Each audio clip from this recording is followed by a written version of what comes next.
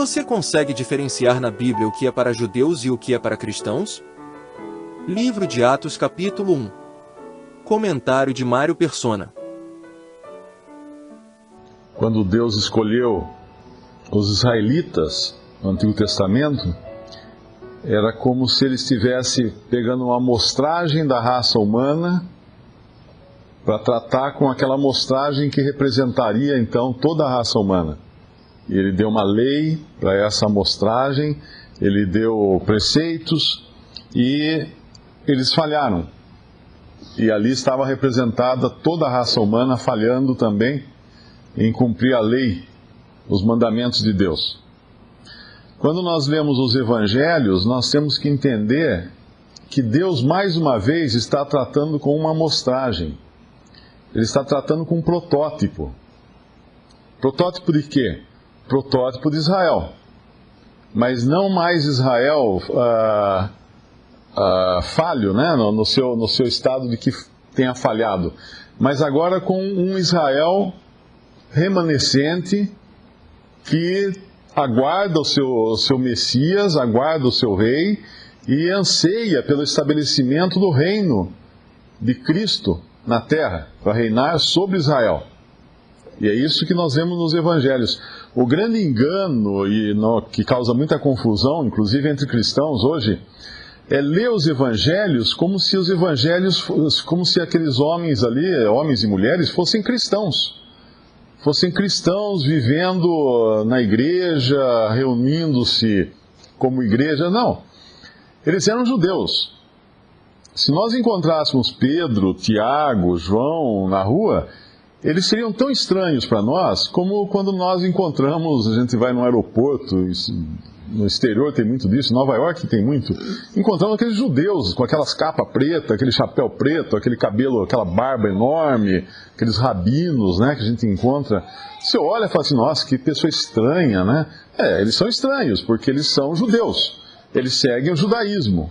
Eles têm uma série de leis. Você vai na casa de um judeu, no batente da porta tem um cilindro de metal, ali dentro tem a lei, o Torá, enroladinho dentro, porque eles seguem a risca, a ordenança de se colocar no batente da porta, a lei, e alguns amarram, eles têm umas fitas que eles amarram na cabeça, na testa, caixinhas contendo a lei, e a gente estranharia também, por exemplo, quem viaja para o exterior, principalmente em Nova York, você vê muito disso.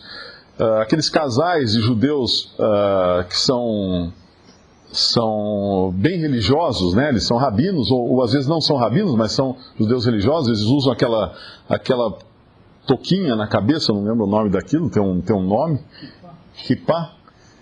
Eles usam kippá na cabeça, e as mulheres, é estranho, porque você olha assim, nossa, aquelas mulheres estranhas, porque o cabelo delas é tão antiquado, né?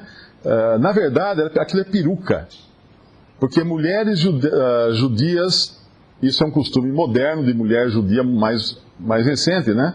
Não é bíblico isso, não sei se existe alguma coisa na Bíblia, mas acho que não. De algumas das seitas judaicas hoje, elas rapam a cabeça.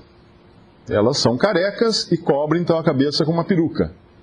Isso, determinadas seitas judaicas fazem isso hoje. Então, é um povo realmente estranho para nós, para os nossos costumes ocidentais e tudo mais. Então, quando nós lemos os evangelhos, nós temos que pensar que nós estamos vendo judeus. Nós não estamos vendo cristãos. Nós estamos vendo judeus a tal ponto que eles perguntam aqui, no versículo 6, aqueles, pois, que se haviam reunido, perguntaram-lhe, dizendo, Senhor, restaurarás tu neste tempo o reino a Israel? Ora, se eu estivesse ali, eu não iria perguntar isso, porque eu não sou judeu, eu não tenho nada a ver com Israel, eu não tenho nada a ver com essas promessas que Deus fez a Israel no Antigo Testamento. Mas eles sim. Eles eram judeus, eles estavam dentro de um contexto israelita. Então tudo, como o irmão explicou, tudo, até o capítulo 2 de Atos, nós vamos ver judaísmo. Judaísmo, a maneira como eles escolhem Matias depois, e mesmo depois, né, tem um negócio que a gente chama de inércia, né? Eles vão continuar nessa inércia O que é inércia? Você vê um trem ele pode parar o motor do trem, mas ele vai continuar andando uns 2, 6 quilômetros antes de parar o trem. Tá, né? Aquilo continua. E eles vão continuar nesse judaísmo daí, até que as revelações que foram dadas a Paulo venham a fazer sentido e vão ser ensinadas a todos eles. Mas então é muito importante entender isso, porque senão nós confundimos os evangelhos. E quando fala de reino, nós somos, sim, pertencemos ao reino, porque Cristo nos libertou do império das trevas para o reino do seu amor. E lá eu acho que é Colossenses, ou em 2 Pedro, fala que nós temos, 2 Pedro capítulo 1, versículo 11, porque assim vos será amplamente concedida a entrada no reino eterno de nosso Senhor e Salvador Jesus Cristo. Então nós temos parte em um reino, mas nesse momento, o reino de que está falando aqui, que ele fala no versículo 3, falando do que respeita ao reino de Deus, é a esfera em que Deus governa na terra, e Cristo é o rei. Mas Cristo, agora o rei, está ausente. E nós, mesmo cristãos agora, estamos dentro dessa esfera do reino. A gente entende melhor o que é o reino quando nós lemos, por exemplo, a parábola de Mateus 13, e aí nós entendemos que no reino tem joio e trigo. Tem coisa ruim e coisa boa, coisa falsa, coisa verdadeira. Então o reino não é necessariamente o céu, o reino não é necessariamente um conjunto dos salvos, mas os salvos hoje, por Cristo, também estão dentro dessa esfera do reino. E quando a igreja for tirada da terra no arrebatamento, Cristo voltará para estabelecer o seu reino, e quem estará habitando na terra nesse tempo? Esses mesmos aqui, como Pedro, João, Tiago, não. Os mesmos que são representados por essa amostragem de judeus fiéis, que permaneceram fiéis ao seu Messias, quando esse Messias era rejeitado por todos os outros judeus. Então é como se Deus abrisse um parênteses e chegasse um momento e falasse, bom, agora é o seguinte, parou agora, vocês não são mais uma amostragem, agora vocês são corpo de Cristo, vocês são igreja. Ah, mas e quem é que vai receber o rei, então? Sobre quem o rei vai reinar? Bom, o rei vai reinar sobre aqueles que essa amostragem representa e que viverão na terra depois que a igreja for tirada da terra. Então nós vivemos hoje nesse parêntese entre o dia de Pentecostes e o dia do arrebatamento da igreja. Quando Cristo virá, mas não para a terra. Eu acredito até que essa passagem que ele fala aqui no versículo, os anjos falam para eles, no versículo 10, estando com os olhos fitos no céu, enquanto ele subia, eis que junto dele se puseram 2 varões vestidos de branco, os quais lhes disseram, varões galileus, por que estáis olhando para o céu? Esse Jesus que dentre vós foi recebido em cima no céu, há de vir, assim como para o céu o viste ir. Então voltaram para Jerusalém do monte chamado das Oliveiras, o qual está perto de Jerusalém, à distância do caminho de um sábado. Eu não sei se seria correto dizer, mas esta não é, no meu entendimento, não é a vinda de Cristo para a sua igreja, mas é a vinda de Cristo para Israel. Porque no arrebatamento, não é Cristo que vem até a terra, somos nós que subimos até as nuvens para encontrá-lo nos ares. É diferente. Mas quando ele voltar para reinar para Israel, do que esse remanescente aqui, esses discípulos representam, né, a amostragem são, ele virá então sobre o Monte das Oliveiras, ele colocará os seus pés no Monte das Oliveiras. Zacarias 14, versículo 4. E naquele dia estarão os seus pés sobre o Monte das Oliveiras, que está de fronte de Jerusalém para o Oriente, e o Monte das Oliveiras será fendido pelo meio, para o Oriente e para o Ocidente, e haverá um vale muito grande, e metade do monte se apartará para o norte, outra metade dele para o sul. Ele virá e colocará os seus pés no Monte das Oliveiras. Mas quando ele virá para buscar, e quando ele vem para buscar a igreja, lá em 1 Tessalonicenses capítulo 4, ele não chega na terra. E é importante entender isso porque mostra bem a diferença do caráter desses dois povos que Deus tem. Um é o povo de Israel, o outro é o povo que é o corpo de Cristo, a igreja.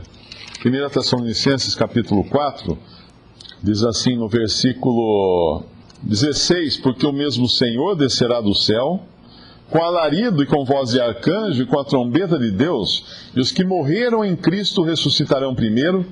Depois nós, os que ficarmos vivos, seremos arrebatados juntamente com eles nas nuvens, a encontrar o Senhor nos ares, e assim estaremos sempre com o Senhor. Então ele vem, ele para, vamos chamar assim, no meio do caminho, quando ele vem para a igreja. A igreja é que sobe encontrá-lo. A igreja que vem encontrá-lo. Vem o noivo, a igreja sobe, a noiva sobe então para encontrar-se com o noivo. Ela vai ao encontro do noivo. A gente vê isso todo dia em casamento, né? O noivo está lá na frente e a noiva entra. É tradicional isso. A noiva vai ao encontro do noivo. Assim será quando ele vier buscar a sua igreja. Mas aqui nós estamos ainda vendo Israel. E por isso que o Senhor fala para ele: não vos pertence saber os tempos, as estações, no versículo 7 de Atos 1, que o Pai estabeleceu pelo seu próprio poder. Mas recebereis a virtude do Espírito Santo, que há de vir sobre vós, e semeis testemunha, tanto em Jerusalém como em toda a Judéia e Samaria e até os confins da terra. Eles seriam sim testemunhas ainda como judeus, mas não chegariam aos confins da terra. Antes disso, eles seriam transformados, vamos chamar assim, em igreja, em corpo de Cristo. Mas quem então serão esses que irão até os confins da terra, levando o testemunho de Cristo? Aqueles judeus fiéis que no futuro, depois do arrebatamento da igreja, sairão e levarão o evangelho por todo o mundo, o evangelho do reino. Em Mateus 24 fala: e esse evangelho do reino será pregado em todo o mundo, então virá o fim. Não é o fim do mundo, não é o fim de todas as coisas, mas é o fim de uma era, para começar então uma nova era, que é o reino de Cristo de 1000 anos, quando ele virá para reinar na terra. Então é muito importante entender isso, porque do entendimento disso depende o entendimento de toda a era da graça, na qual nós vivemos agora, do lugar que tem Israel, do lugar que tem a igreja, das promessas que foram destinadas a Israel, que são promessas terrenas, nunca celestiais. Não se dizia de ir para o céu, ou de encontrar a Cristo, ou alguma coisa assim. E as promessas dadas à igreja, que são todas elas espirituais, todas elas celestiais.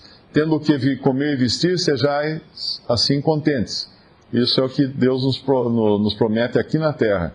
Mas para Israel, Deus prometia terra, gado, família numerosa, leite, mel, dinheiro, prosperidade, uma série de coisas para Israel. Mas para a igreja não. Quando nós entendemos isso, fica muito claro e muito fácil dividirmos a palavra da verdade. Como fala, eu creio que é em Timóteo, né, na carta a Timóteo, dividindo a palavra da verdade, que é necessário para nós entendermos cada coisa e onde se encaixa cada coisa na palavra de Deus.